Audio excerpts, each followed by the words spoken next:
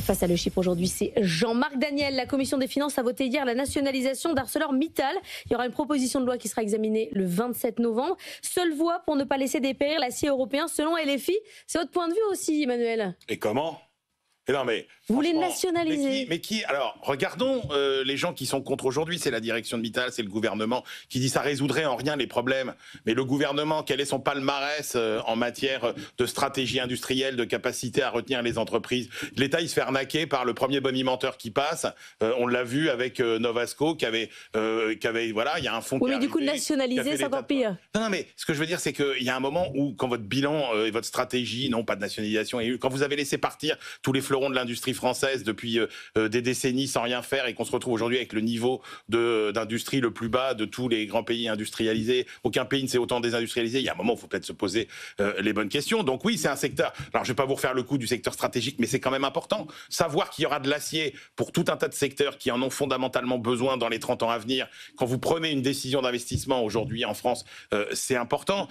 Quand on sait que la transition écologique, si chère à Jean-Marc, veut dire vous impose une intervention publique, si vous voulez passer la période difficile au cours de laquelle votre acier écolo, entre guillemets, ne sera pas rentable et à la fin qu'il le devienne, vous avez besoin... Il y a que l'État qui peut porter ça. Mais oui, et puis quand même, il y a tout un tas de nationalisations qui ont fonctionné. Moi, je suis désolé, si vous prenez, ne serait-ce que sur la période récente, prenez Alstom, prenez STX, est-ce que c'était une erreur ? Non. Je veux dire, c'est les chantiers navals, on les a gardés chez nous, regardez ce que ça rapporte à l'économie française.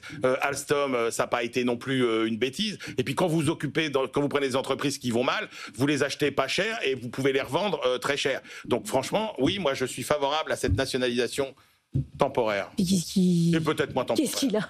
Oui, ce qu'il y a de surprenant, vous l'avez remarqué, c'est qu'il commence par dire qu'il faut nationaliser parce que l'État est absolument incapable de gérer une entreprise. Bah oui. Et donc, je sens que quand même son argumentation est fragile. Mais je regarde d'ailleurs ce qui s'est passé dans l'histoire. Ça a déjà été nationalisé, la sidérurgie en France, en 1981. Et au bout d'un moment, on a effectivement privatisé en considérant justement que l'État n'était pas là pour gérer de l'acier. Alors, il ne faut pas se faire d'illusions. Moi, depuis que je commence l'actualité économique, on me parle de la crise de la sidérurgie. L'année où il y a eu le plus de production d'acier en Europe, c'était 1974. Et depuis, effectivement, progressivement, la production mondiale d'acier se déplace.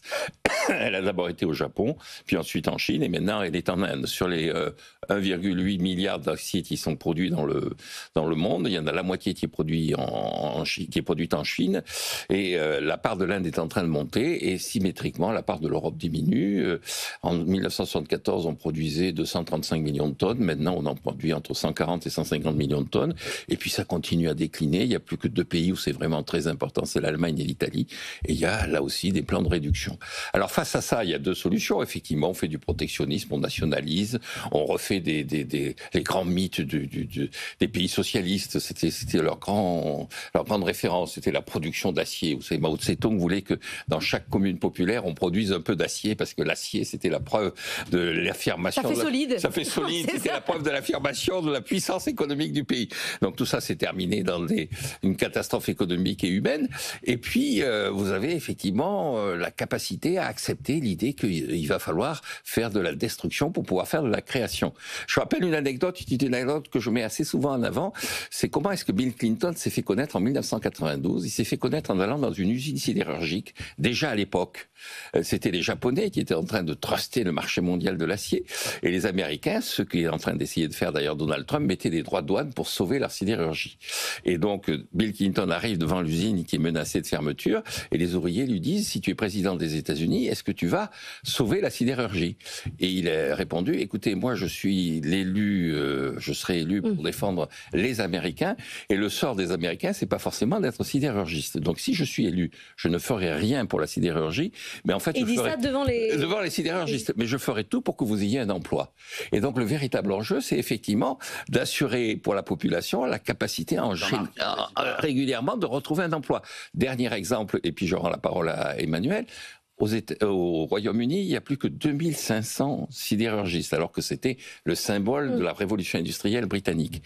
Et donc, il y a un débat, et Rachel Reeves, la chancelière de l'Échiquier, a dit: écoutez, plutôt que de nationaliser, plutôt que de remettre de l'argent public, on pourrait prendre un par un les dossiers de ces 2500 personnes et trouver un emploi dans des secteurs d'avenir. C'est extrêmement cher. Ça coûterait moins cher. C'est là où je suis pas d'accord. C'est-à-dire que la nation, moi, je suis pas pour la socialisation des moyens de production permanente. C'est pas le Graal de la planification et des perspectives économiques. Mais la réalité, c'est que d'abord, ça relève quand même d'une vieille vision de l'industrie. C'est-à-dire que si vous pensez redéployer une industrie un peu moderne, c'est forcément une industrie de proximité. Et donc, vous avez besoin d'avoir des clients, des producteurs, des consommateurs qui sont dans une zone plus resserrée. Il ne s'agit pas d'en faire des quantités phénoménales. Et puis, encore une fois, le principe de la nationalisation partielle avec redressement, avec des gains à la clé, encore une fois, ça marche. Prenez Alstom. Alstom, l'État a gagné 350 millions d'euros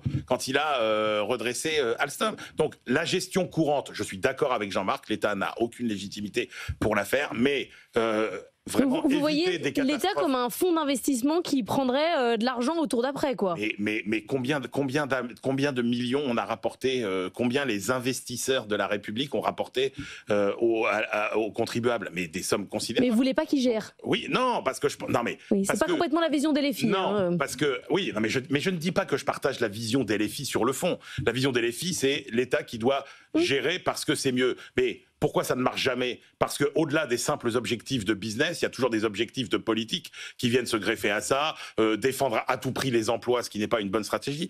Non, il y a des stratégies offensives qui marchent et qui peuvent être ces nationalisations temporaires. Mais encore une fois, ça n'est pas forcément une règle. Mais dans ce cas très précis, puisque nous sommes très précis, eh bien, ça ne me paraît pas une mauvaise solution.